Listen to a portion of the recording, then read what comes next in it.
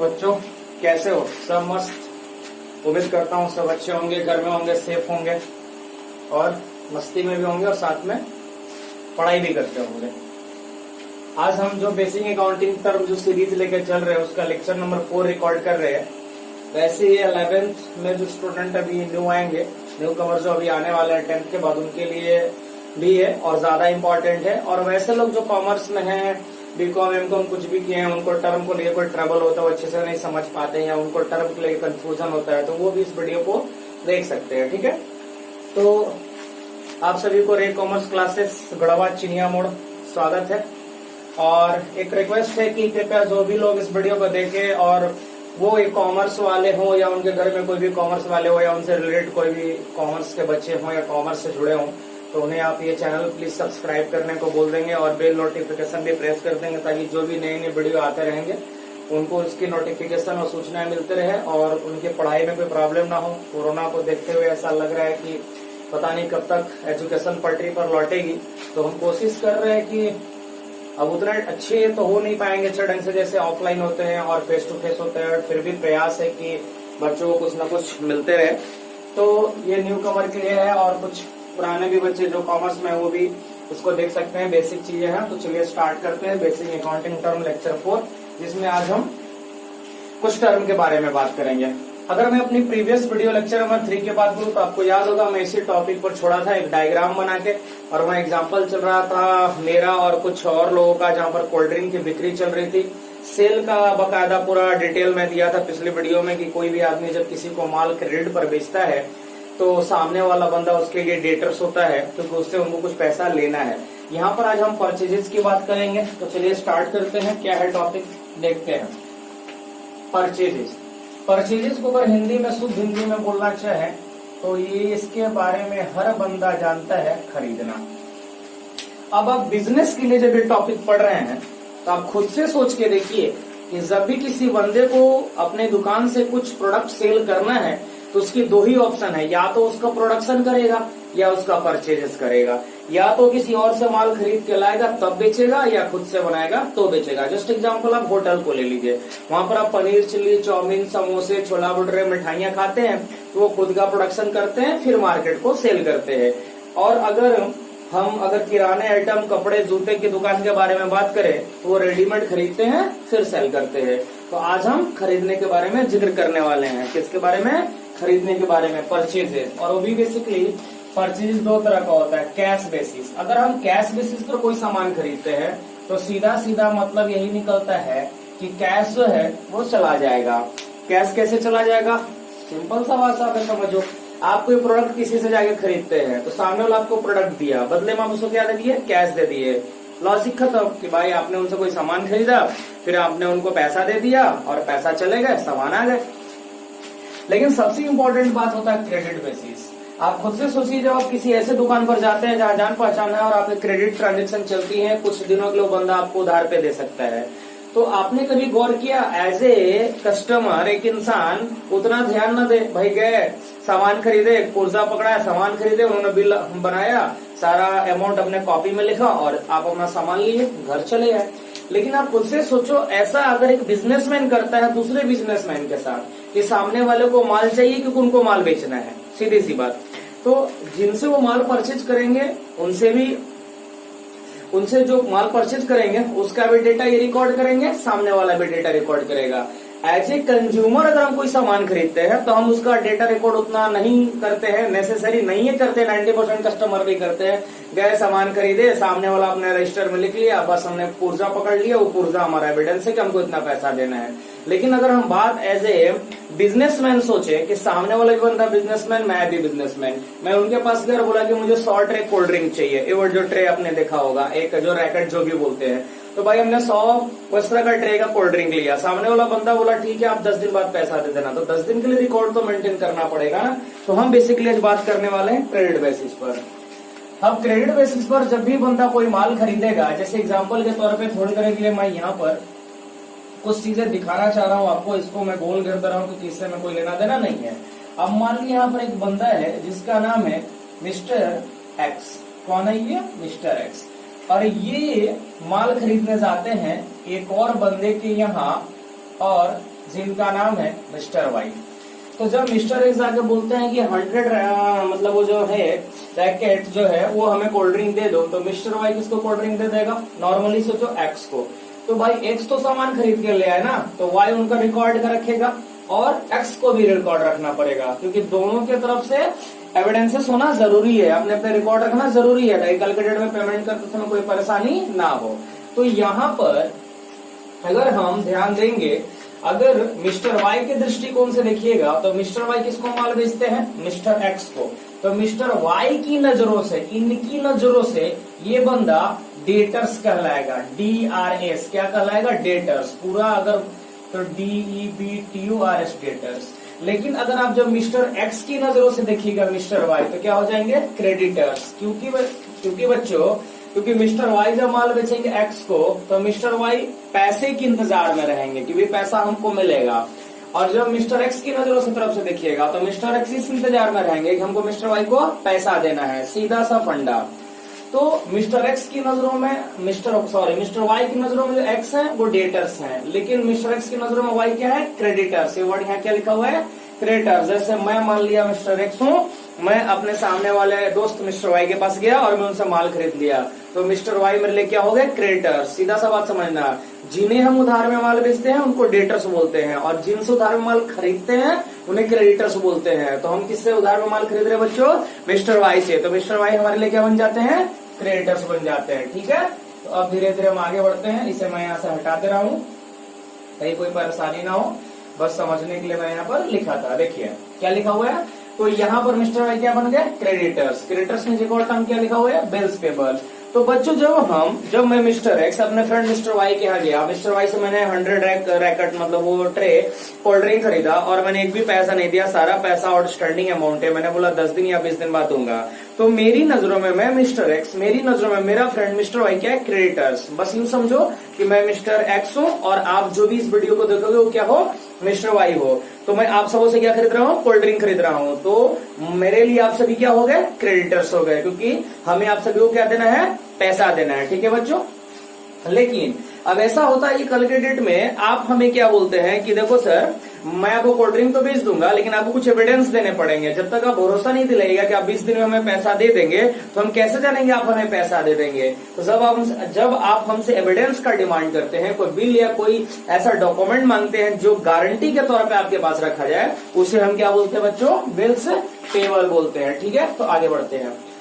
Creditors. Creditors is a person, देखिए यहाँ supplier. Supplier कौन? आप सभी सप्लायर है, जिस वीडियो को देखेगा सप्लायर है। मैं आपसे क्या खरीदने आया हूँ? माल खरीदने आया हूँ। ठीक है बच्चों, तो यहाँ पर क्या लिखा हुआ है? क्रेडिटर्स इज ए पर्सन मतलब oblique bracket supplier from whom an enterprise firm purchases goods और सर्विसेज ऑन क्रेडिट। क्या बोला? क्रेडिटर्स एक व्यक्ति होता है। क्रेडिटर्स क्या है? एक व्यक्ति है, सप्लायर है, जिससे कोई भी फर्म क्या करता है? गुड्स या सर्विसेज परचेज करता है। तो मान लो मैं मिस्टर एक्स हूँ, मैं फर्म हूँ, मेरी एक बिजनेस है, मेरी दुकान है, मेरा फर्म है, और आप सभी जो इस वीडियो को देखोगे बच्चों, सब क्या हो? आप सारे के सारे क्या हो? सप्लायर हो। हम आपके पास आते हैं, माल खरीद के लाते हैं। तो यही लिखा हुआ है, क्रेडिटर्स इज ए पर्सन। बस ये समझ लो, आप लोग मतलब सप्लायर, आप लोग माल सप्लाई करते हो। फ्रॉम होम, जिससे, एन एंटरप्राइज मतलब मैं मिस्टर एक्स जो फर्म हूँ, परचेजेज गुड्स और सर्विसेज ऑन क्रेडिट, यानी मैं आप लोगों से उधार में माल खरीद रहा हूं। तो आप सभी लोग क्या है? क्रेडिटर्स। और मेरी नजरों में, लेकिन जब आप अपनी नजरों में देखिएगा, देखिए जब मैं माल खरीद के लाऊंगा तो मैं अपने बुक में लिखूंगा, तो मैं अपने बुक में आप सभी का नाम लिखूंगा कि मैं आप सभी से माल उधार में खरीद के लाया। तो आप सभी क्या है मेरे लिए? क्रेडिटर्स। लेकिन जब आप लोग अपना डायरी में मेरा नाम मिस्टर एक्स या मेरा नीरज सर जो है, आप उनका नाम जब लिखेंगे तो आपके लोग क्या बन जाएंगे? डेटर्स। जस्ट रिवर्स समझिए, जब मैं सोच रहा हूं क्योंकि आपसे मैं उधार में माल खरीदा, जिनको हम उधार में माल, जिनसे हम माल उधार में खरीदते हैं उनको क्रेडिटर्स बोलते हैं, और जिनको बेचते हैं डेटर्स। तो मैं कह रहा हूं कि आपसे खरीदा, लेकिन आप क्या कहेंगे? कि मेरे को बेचा। तो रिवर्स समझिएगा, आपके लिए मैं क्या हूं? डेटर्स, और मेरे लिए आप लोग क्या है? क्रेडिटर्स। ठीक है बच्चों, आगे क्या है? Bills payable. देखिए अभी मैंने बोला ना एविडेंस का, गारंटी के नाम पे क्या है? Bills payable. देखिए यहाँ पर आपको एक लाइन में समझ में आ जाएगा। Bills payable means a bill of exchange accepted by firm, यानी आपका कहना है कि आप मुझे बिल लिख के दीजिए, एक्सेप्ट करके दीजिए कि आने वाले 20 दिनों में आप हमें पैसा रिफंड करेंगे, ताकि मैं भरोसा कर सकूं और निश्चिंत होकर आपको माल बेच सकूं। तो bills payable means a bill of exchange accepted by firm to pay fixed amount on a specified date. सबसे इंपॉर्टेंट क्या बच्चा, स्पेसिफाइड डेट। अभी आपसे बात हो रहा था कि 20 दिनों के अंदर आपको पेमेंट हो जाएगा, ठीक है। तो ये क्या हुआ बच्चा, क्रेडिटर। समझ में आ गया होगा, क्योंकि आप सभी क्या है, क्रेडिटर्स। क्योंकि मैं आप सभी से क्या कर रहा हूँ, उधार में माल खरीद रहा हूँ। और जब आप हमें उधार में माल बेचते हैं तो आपको एज एविडेंस कोई डॉक्यूमेंट चाहिए, ताकि आपको हम पे भरोसा हो सके कि मैं 20 दिनों में आपका पैसा या 2 महीनों में पैसा रिफंड कर दूंगा। ऐसा मैक्सिमम 90 डेज होता है, 90 दिन के अंदर पैसा दे देना होता है। और 3 दिन का ग्रेस पीरियड भी मिलता है, उस पर आगे चर्चा होंगी, उस पर भी वीडियो आएगी। अब ये दोनों जब मिलते हैं बिजनेस में, तो इन दोनों से मिलकर एक नया टर्म होता होगा। शायद आपको यहाँ पर कुछ राइटिंग की ट्रबल होगी वीडियो में, आपको दिख नहीं रहा होगा अच्छे से, मैं बता दूं। ये ट्रेड पेबल है, ये दोनों को मिलाकर ट्रेड पेबल बनता है। अपने क्रेडिटर्स और बिल्स पेबल को जब मर्ज करते हैं, नया नाम क्या बन जाता है, ट्रेड पेबल। वैसे इसकी कोई डेफिनेशन नहीं है, यही दोनों मेन है। लेकिन कभी कभी आपको ट्रेड पेबल मिल जाएगा बुक्स में पढ़ते समय, अकाउंट्स में, तो आप सोचोगे ये क्या होता है। तो ट्रेड पेबल का मतलब है कॉम्बिनेशन ऑफ बोथ, यानी क्रेडिटर्स एंड बिल्स पेबल लगा। ठीक है बच्चों, ये हो गया आपका परचेजेस से रिलेटेड जो क्रेडिट बेस पर होते हैं। कैश बेस में कोई लेना देना नहीं है, नगद दिया फिर उसके बाद माल खरीदा। अच्छी बात है। और जब हम कैश में देके माल खरीदते हैं तो जाहिर सी बात है बच्चों कि हमारे लिए कस्टमर को इंपॉर्टेंस नहीं रखता, बस कस्टमर है, माल खरीदा चला गया, एज ए काउंटिंग पर्पज से। ये नहीं कह रहा हूं कि कस्टमर इंपॉर्टेंस नहीं रखता है, लेकिन आप खुद से सोचो, आप ही अभी स्टूडेंट हो, आप कभी बुक्स खरीदने जाते हो, कॉपी खरीदने जाते हो, किसी भी दुकान में जाते हो, बोलते हो भाई ये बुक्स है, वो डिस्काउंट करके आपको बुक्स दिया, आपने उनको पैसा दिया, चलते बने। कौन किसी से नाम पूछने जाता है, कौन किसका डेटा मेंटेन करता है। लेकिन जब क्रेडिट पर होता है तो सारे डेटा मेंटेन होते हैं। ठीक है बच्चों, अब हम बात करेंगे अगले टॉपिक एक्सपेंडिचर का। एक्सपेंडिचर माने खर्चा। ये इससे तो आप भली बाती रूबरू होंगे, क्योंकि आप अभी 10th के बाद मान लीजिए 11th में आने वाले हैं, या फ्यूचर में जब भी आप खर्चे तो किए होंगे, चॉकलेट खाने के लिए, पेन खरीदने के लिए, कॉपी खरीदने के लिए, ड्रेसेस खरीदने के लिए, मोबाइल खरीदने के लिए आप खर्चे तो जरूर किए होंगे। तो आज हम एक्सपेंडिचर की बातें कर रहे हैं, खर्चे के बारे कर रहे हैं। लेकिन ये जो खर्चा का मीनिंग है, हम इसे बिजनेस में अप्लाई करने के पर्पज से पढ़ेंगे, क्योंकि जिंदगी में तो रोज खर्चे होते हैं, लेकिन कौन उसका रिकॉर्ड रखता है, डेटा मेंटेन करता है, कौन उसके डेफिनेशन जाने, इससे कोई लेना देना नहीं है आम आदमी का। जो बच्चे कॉमर्स से रिलेटेड है या जिनको जानने का उत्सुकता होगा, वो भी उनके लिए भी ये चीज है। तो क्या एक्सपेंडिचर, खर्चा। अब हम खर्चा का डेफिनेशन समझते हैं, बट डेफिनेशन समझने से पहले हम सीधा सा बात करते हैं कि भाई खर्चा क्या है, एक्सपेंडिचर। खर्चे क्या है भैया, खर्चे मतलब जब हम गिव एंड टेक की पॉलिसी में कुछ सेक्रीफाई करते हैं और कुछ अचीव करते हैं, उसके बदले जो मनी वैल्यू दी जाती है, जो कंसिडरेशन दी जाती है, वो हमारे लिए क्या एक्सपेंडिचर है। जैसे आपने एक पेन खरीदा 10 रुपए का, तो आपने 10 रुपए का एक पेन लिया, बदले में 10 रुपीज दिया, खर्चा है। आपने 10 रुपए का पानी पूरी खाया, तो आपने कुछ न कुछ तो बेनिफिट लिया, बदले में पैसा दिया। यानी गिव एंड टेक पॉलिसी में एक बंदा सेक्रीफाई करता है, दूसरा बंदा क्या करता है, अचीव करता है, एक्वायर करता है। इसी के बीच में जो मनी का फ्लो होता है उसको क्या बोलते हैं, एक्सपेंडिचर। तो चलिए हम आगे बढ़ते हैं। एक्सपेंडिचर बेसिकली 2 तरह का होता है। खुद से सोचिए, आप कभी बच्चों दिमाग लगा के देखना कि आप जो पैसा खर्च करते हो वो पैसे कहाँ कहाँ खर्च होता है। आपने ट्यूशन में खर्चा किया, स्कूल फी में खर्चा किया, आपने बुक्स में खर्चा किया, आपने मोबाइल में खर्चा किया, आपने ज्वेलरी में खर्चा किया, या बहुत ऐसा चीजें। आप एक चीज गौर करके देखेंगे कि कुछ पैसे ऐसे जगह खर्च होते हैं जहां से कोई रिटर्न नहीं मिलता। रिटर्न मिलता भी है तो समटाइम कुछ समय के लिए, फिर वो खत्म हो जाते हैं। जैसे आपने पानी पूरी खाया, 10 रुपए दिया, कुछ देर मजा आया, फिर खत्म।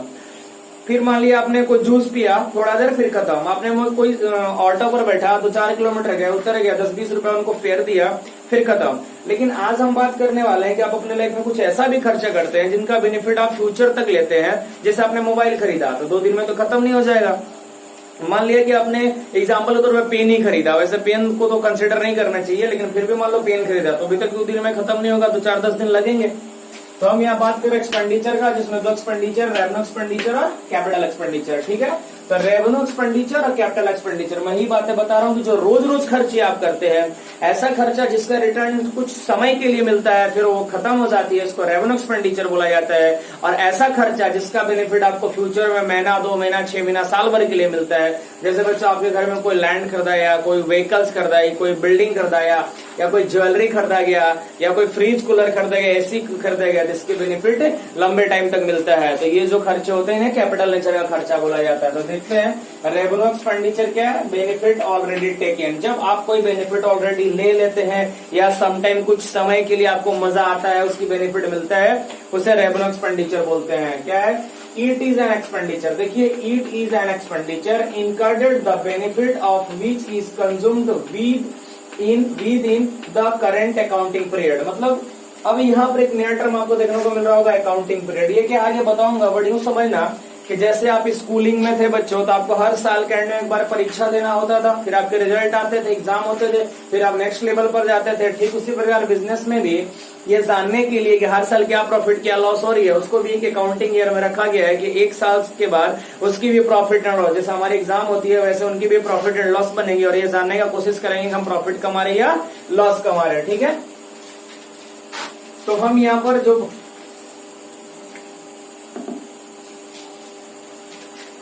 पर जो बातें करने वाले हैं जो रेवेन्यू एक्सपेंडिचर से रिलेटेड है, तो मैंने क्या बोला कि वैसे खर्चे जो वन अकाउंटिंग पीरियड में खत्म हो जाते हैं। ठीक है, तो आगे क्या लिखा, it is an expenditure incurred the benefit of which is consumed within the current accounting period is called revenue expenditure. For example देखिए, रेंट पेड। तो कहने का मतलब है कि एक साल के लिए आपने कोई रूम रेंट पर लिया, उसमें आपने कपड़े का दुकान खोल लिया, तो रेंट तो हर महीना पे करेंगे ना, तो आप उसका बेनिफिट ले रहे तब तो रेंट पे कर रहे हैं। ऐसा कहीं थोड़े होता है कि आप किसी का घर लिया भी नहीं और आप उसको रेंट पे कर रहे हैं, ऐसा तो होता नहीं है। तो आपने रूम ले लिया, घर ले लिया, उसमें रहने लगे, फिर आप उसको क्या पे कर रहे हैं, रेंट पे कर रहे हैं। उसी तरह क्या देखो, सैलरी पे आपने कोई वर्कर रख लिया, आपने कोई लेबर रख लिया, और फिर उनसे आप काम करा रहे हैं, फिर उनका एक महीना तक आपने उनके टाइम का यूटिलाइजेशन किया, उनके टाइम का भरपूर फायदा उठाया, फिर आप उनको क्या दे रहे हैं, पे कर रहे हैं। क्या पे कर रहे हैं, तो सैलरी पे कर रहे हैं, तो क्या आपके लिए रेवेन्यू एक्सपेंडिचर है। उसी तरह क्या इंटरेस्ट पेड है और वेजेस पेड है। मतलब वैसा खर्चा जो डेली रूटीन में चलता हो, पर डे के हिसाब से चलता हो, वन अकाउंटिंग पीरियड यानी 12 महीना से, ठीक नहीं बोले तो 12 महीने से कम के अंदर कोई भी बेनिफिट अगर आप लगातार ले रहे हैं और उसका पेमेंट आप कर रहे हैं, तो आपके लिए क्या हो जाता है बच्चों, रेवेन्यू एक्सपेंडिचर हो जाता है। ठीक है, अब हम बात कर रहे हैं कैपिटल एक्सपेंडिचर का। देखिए लिखा हुआ है future benefit just like assets. अगर ऐसा खर्चा जिसके होने के बाद आपको बेनिफिट लंबे समय तक मिले, एक साल से ज्यादा, मतलब एक साल से ज्यादा मैंने 2 साल 3 साल 4 साल 5 साल तक के लिए मिले, तो आपके लिए क्या बन जाता है, कैपिटल एक्सपेंडिचर। वैसे इस पर एक चैप्टर ये पढ़ना, उस पर भी हम आएंगे, उस पर भी डिटेल होगी, पर फिलहाल अभी आपके लिए इतना ही काफी है। तो क्या लिखा हुआ है, it is an expenditure incurred the benefit of which will be consumed in future. यानी क्या बोला, अगर आप उसकी बेनिफिट कब कंज्यूम्ड करते हैं, फ्यूचर में। अगर आपने कोई एसेट परचेज किया, उस पर आपने कोई पैसा खर्चा किया, उसको भी एक्सपेंडिचर बोलते हैं, बट कैपिटल एक्सपेंडिचर बोलते हैं, क्योंकि उसकी बेनिफिट एक साल से ज्यादा समय तक आपको मिलने वाला है। जैसे एग्जाम्पल के तौर पर अगर मैं यहाँ पर लिखा नहीं, अगर लिखना चाहूँ तो मैं यहाँ पर एग्जाम्पल के तौर पर ले सकता हूँ, जैसे बिल्डिंग्स। आप दूसरा क्या लिख सकते हैं, प्लांट एंड मशीनरी। तीसरा क्या लिख सकते हैं, furniture and AC and fridge and computer and laptop, बहुत कुछ। तो ये सारे के आपको बेनिफिट एक साल तक नहीं, एक साल से ज्यादा तक देते हैं। मोबाइल, ऑर्नामेंट, ज्वेलरी, लैंड, ये सारे चीज आते हैं। आगे क्या लिख रहा है कि such expenditure are incurred to acquire assets और to increase the efficiency of the assets. यानी अगर आप कोई एसेट्स परचेज करते हैं, मतलब फ्यूचर बेनिफिट के लिए, आपने लैंड खरीदा, बिल्डिंग खरीदा, उस पर जो पैसा खर्च करते हैं वो भी हमारे लिए कैपिटल एक्सपेंडिचर होता है बच्चों। या तो फिर ऐसा बोल रहा है कि अगर आपके पास कोई एग्जिस्टिंग एसेट्स है, कोई पुरानी एसेट्स है, जैसे कोई पुरानी व्हीकल्स है आपके पास, और आप उसकी पावर एफिशिएंसी बढ़ाने के लिए कोई पैसा खर्च करते हैं। जैसे जस्ट एग्जांपल कि मैंने पुरानी सेकंड हैंड बाइक अपने पास थी, मान लो पुराना सेकंड हैंड बाइक था, फिर उसको उसकी हम क्या करते हैं कि रिस्टोरेशन कराते हैं, उसका पूरा डेंट पेंट कराते हैं, कवर ओवर लगाते हैं, लाइट वुड लगाते हैं, सब मस्त करते हैं, उसको चिकना बनाते हैं, लेकिन उसकी इंजन पर कोई काम नहीं कराते हैं। तो बच्चों क्या होगा, वो दिखने में तो सुंदर है बट स्पीड तो उतना ही भागेगी जितना पहले भागती थी, क्योंकि उसके इंजन पर तो कोई असर है नहीं, क्योंकि इंजन उसकी पुरानी है। तो इस तरह के खर्चे को क्या बोलते हैं, क्या रेवेन्यू एक्सपेंडिचर बोलते हैं। अगर हम क्या करते हैं कि हम डेंट पेंट ना करा के, सीट बल्ब ना चेंज करा के, मैंने उसकी इंजन को पूरा अच्छे तरह से रिपेयर कराया, उसमें नई नई पार्ट्स लगाया, तो उससे क्या होगा, मेरे इंजन की कैपेसिटी बढ़ जाएगी। तो बात समझना, अगर कोई ऐसा खर्चा जो आपके एसेट्स की पावर जनरेशन बढ़ा देती है, उसकी इनकम लेवल बढ़ा देती है, उसकी औकात बढ़ा देती है, तो उसको कैपिटल एक्सपेंडिचर बोलते हैं। और आपकी ऐसा खर्चा जो सिर्फ आपकी एसेट्स की पावर इनकम को मेंटेन करके रखती है, तो उसको क्या बोलते हैं, रेवेन्यू एक्सपेंडिचर बोलते हैं। इसकी एक और अलग डेफिनेशन है जिस पर हम बात कर रहे हैं, लेकिन बेसिकली यूं समझो कि वन अकाउंटिंग पीरियड में डेली रूटीन में होने वाले खर्चे रेवेन्यू एक्सपेंडिचर होते हैं, और एक अकाउंटिंग पीरियड से ज्यादा टाइम तक आपको बेनिफिट देने वाले खर्चे क्या होते हैं, कैपिटल एक्सपेंडिचर होते हैं। ठीक है बच्चों, अब एक लास्ट टॉपिक इसमें एसेट्स का आता है, जो नेक्स्ट लेक्चर नंबर 5 वीडियो में रिकॉर्ड किया जाएगा, बट फिर आपको यहाँ बता देता हूँ। ये एसेट्स है, एसेट्स 3 तरह का होता है, non current assets, current assets और फिक्स्ड एसेट्स। इस पर चर्चा आज नहीं करेंगे, ये मुझे अगले वीडियो में लेके आएंगे लेक्चर नंबर 5 में। तब तक के लिए उम्मीद करता हूँ कि आप घर में सेफ रहेंगे और अच्छे से पढ़ाई करेंगे, और कुछ भी अगर प्रॉब्लम होता है पढ़ने के बाद तो आप हमारे मतलब वीडियो के कमेंट बॉक्स में हमें लिख के बता दें क्या क्या परेशानी है, ताकि हम उस पर भी अपनी कुछ सॉल्यूशन आपको वीडियो के थ्रू दे सके। तब तक के लिए आप घर में सुरक्षित रहे, मस्त रहे और पढ़ाई किए। तो गुड नाइट, बाय बाय।